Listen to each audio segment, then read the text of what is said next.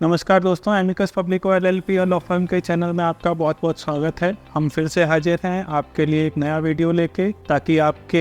हम इल्म में, आपके नॉलेज में हम इजाफा कर सकें। और एक विशेष प्रावधान लेकर हम आज हाजिर हुए हैं जो विचाराधीन बंदियों, विचाराधीन जो कैदी हैं, उनको जमानत देने का विशेष प्रावधान करता है।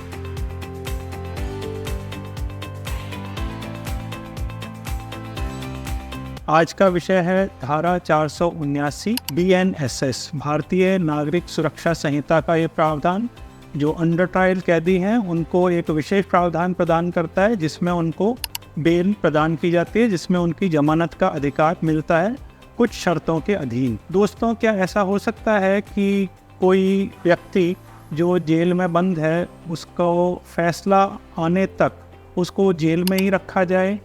अंडर ट्रायल कैदी है वो कभी बाहर ही ना आए जब तक उसका फैसला ना हो? इसका जवाब है नहीं। और ये जवाब मिलता है हमें अन्वेषण, जांच, विचारण की प्रक्रिया को निर्धारित करने वाली एक हमारी जो प्रक्रिया संहिता है BNSS, भारतीय नागरिक सुरक्षा संहिता, वो ये जवाब देती है। उसकी धारा 479 कहती है कि अगर कोई अंडर ट्रायल कैदी है जो फैसला होने तक, किसी निश्चित अवधि तक अगर वो जेल में बंद है, किसी भी वजह से उसकी जमानत नहीं हुई है, तो उसको किन किन परिस्थितियों में उसको बाहर आने का जमानत पर मौका मिलेगा। BNSS जैसा कि आपको पता है 1 जुलाई 2024 से लागू हुई है। इससे पहले CRPC दंड प्रक्रिया संहिता लागू थी। माननीय सर्वोच्च न्यायालय का ये कथन कि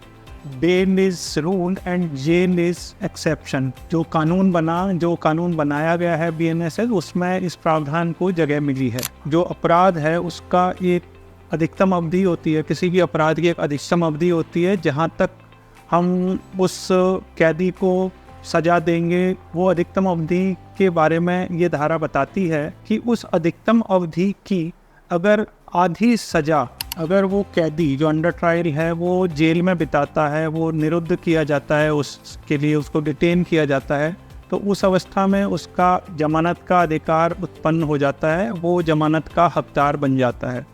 अब यहाँ दूसरी बात ये है कि अगर जो कैदी बंद है जेल में उस अपराध के लिए जिसकी अधिकतम अवधि के लिए वो उसकी अगर 1/3 अवधि अगर उसने पूरी कर ली है जेल में और जमानत नहीं हुई है उसकी, तो वो पहली बार का अपराधी भी केवल 1/3 अवधि होने पर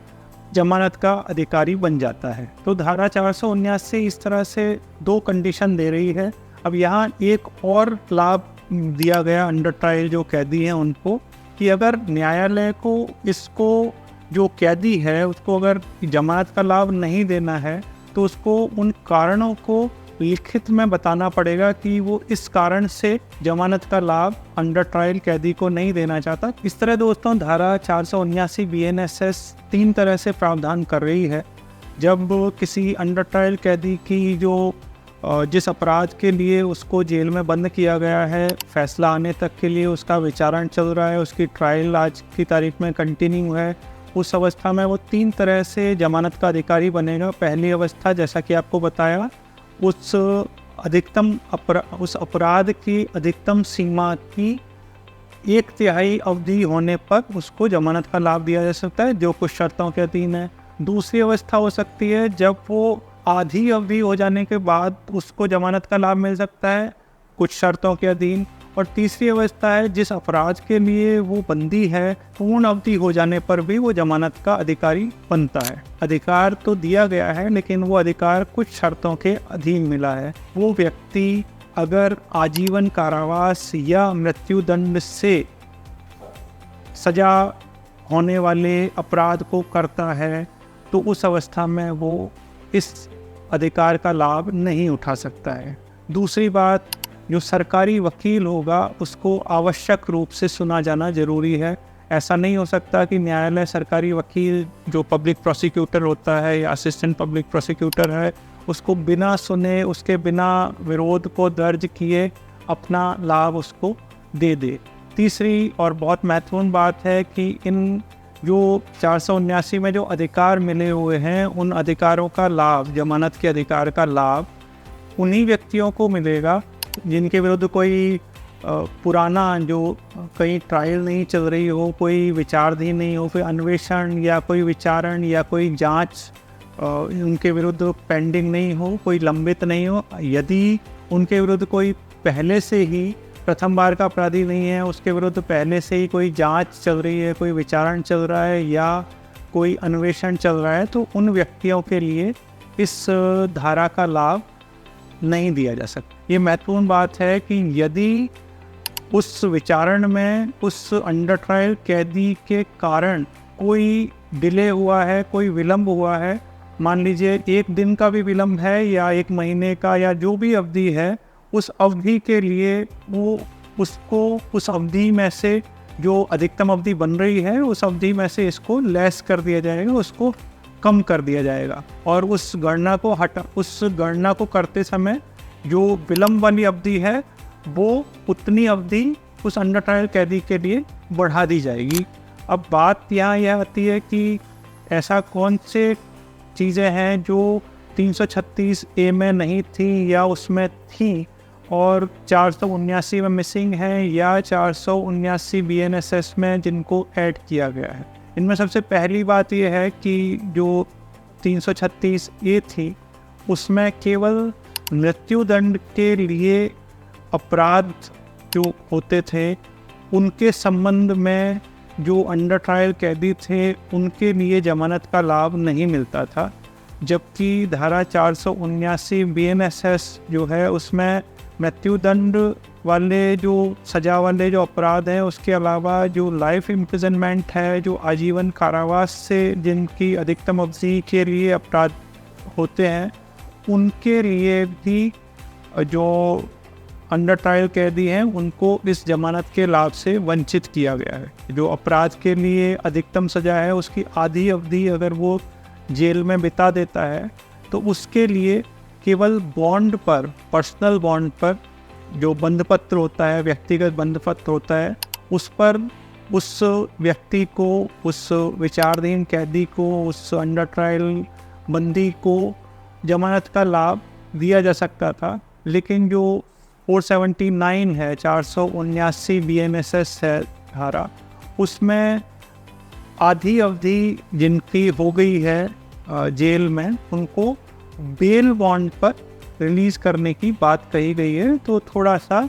एक सुरक्षा, एक सिक्योरिटी के तौर पर थोड़ा सा रेस्ट्रिक्शन बढ़ाया गया है। धारा 336 CRPC फर्स्ट टाइम ऑफेंडर्स हैं, उनके लिए किसी तरह का कोई प्रावधान नहीं करती है। कोई इस बात का जिक्र नहीं है कि जो फर्स्ट टाइम के ऑफेंडर होंगे, जिन्होंने पहली बार अपराध किया है, उनको किसी तरह का कोई लाभ मिलेगा या नहीं मिलेगा। जबकि जो 479 है, जो धारा 479 है BNSS में, उस टाइम फर्स्ट टाइम ऑफेंडर्स के लिए एक विशेष प्रोविज़न रखा है कि उनको अगर अधिकतम सज़ा की 1/3 अगर उन्होंने सज़ा पूरी कर ली है, डिटेंशन में निकाल दिया है, निरुद्ध हो गए हैं जेल में, तो उनको उसका जो धारा है उसमें जो जमानत का लाभ है वो मिल जाएगा। धारा 336 CRPC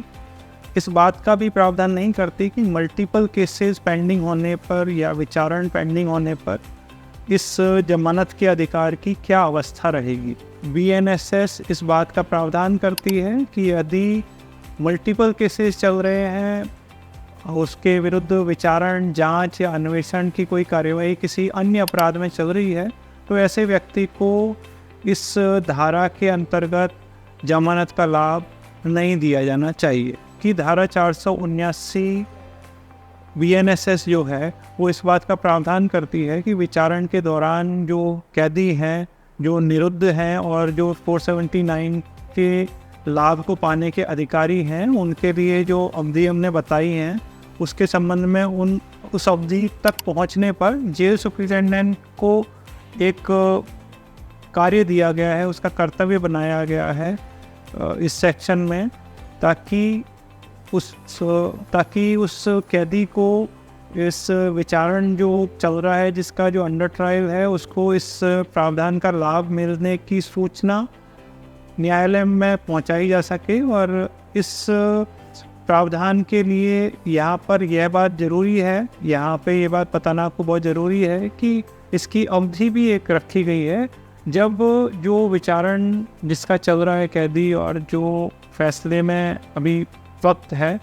उस अधिकतम अवधि तक पहुंचने के 3 महीने के अंदर अंदर जेल सुप्रिटेंडेंट एक एप्लीकेशन न्यायालय को भेजेगा कि इस कैदी का, इस विचाराधीन बंदी का अधिकतम अवधि पूर्ण हो चुकी है धारा 479 के तहत और उसको जमानत का लाभ दिया जाना चाहिए। आइए अब हम बात करते हैं एक बहुत महत्वपूर्ण केस जो सर्वोच्च न्यायालय में था। ये केस जो सुप्रीम कोर्ट है, हमारे माननीय उच्चतम न्यायालय हैं, उन्होंने सू मोटो दिया था, मतलब उसमें उन्होंने स्वप्रेरणा से संज्ञान लिया। उनमें वहाँ पर कोई फरियादी नहीं गया था, कोई ऐसा नहीं है कि किसी ने पिटीशन फाइल की हो। सुप्रीम कोर्ट ने स्वयं इस बात को देखा कि हमारी जेलों की क्या स्थिति है, उसमें जो खराब स्थिति थी उनके संबंध में एक संज्ञान लिया कि उनके सुधार के लिए हम क्या कर सकते हैं, सरकारें क्या कर सकती हैं। इस संबंध में जो सुप्रीम कोर्ट है उन्होंने संज्ञान लेकर और कुछ डायरेक्शन दिए। इस केस का नाम है री inhuman conditions in 1382 prisons versus director general of prisons. ये केस महत्वपूर्ण इसलिए है कि ये पहली बार सुप्रीम कोर्ट की तरफ से अंडर ट्रायल कैदियों के लिए एक आशा की किरण के रूप में उभरा और इस केस में जिसको PIL के रूप में माना गया, 2013 में ये प्रसंज्ञान जो स्वप्रेरित प्रसंज्ञान था, सुओ मोटो प्रसंज्ञान था, ये सुप्रीम कोर्ट ने लिया सन 2013 में। और मुख्य रूप से सुप्रीम कोर्ट ने ये देखा कि जो देश भर की जो जेल हैं, जहाँ पे जो कारागार हैं, जहाँ पे अंडर ट्रायल कैदी बंद हैं, उनकी कंडीशन अच्छी नहीं है, वो ओवर क्राउडेड हैं, उसमें क्षमता से ज़्यादा कैदी हैं, उनको खाना अच्छा नहीं मिल रहा, उनकी जो मूलभूत सुविधाएं होती हैं जो एक व्यक्ति के जीने के लिए, वो उनको वहाँ पे मुहैया नहीं हो रही हैं। और वहाँ पे टेक्निकल स्टाफ की कमी है, वहाँ पर कोई इस तरह की सुविधा नहीं थी जो एक प्राकृतिक रूप से किसी ह्यूमन बीइंग को, किसी व्यक्ति को जीने के लिए आवश्यक है। और इस वजह से सुप्रीम कोर्ट ने बहुत सारे जो डायरेक्शन थे, जो निर्देश थे, वो जारी किए। जो रेट्रोस्पेक्टिव प्रभाव है इसका, उस रेट्रोस्पेक्टिव प्रभाव के बारे में बताया कि ये सभी तरह से रेट्रोस्पेक्टिवली इसको लागू किया जाएगा, जिसका मतलब है कि 1 जुलाई 2024 को भारतीय नागरिक सुरक्षा संहिता लागू हुई और ऐसा नहीं है कि उस संहिता के लागू होने के बाद में जो अंडर ट्रायल कैदी आए हैं उनको इसका लाभ मिलेगा, बल्कि जो इस संहिता जो BNSS है, इस संहिता से पूर्व में भी जो अंडर ट्रायल कैदी थे उन सभी को धारा 479 का लाभ मिलेगा। दोस्तों, हमने आज आपको धारा 479 BNSS के बारे में बताया,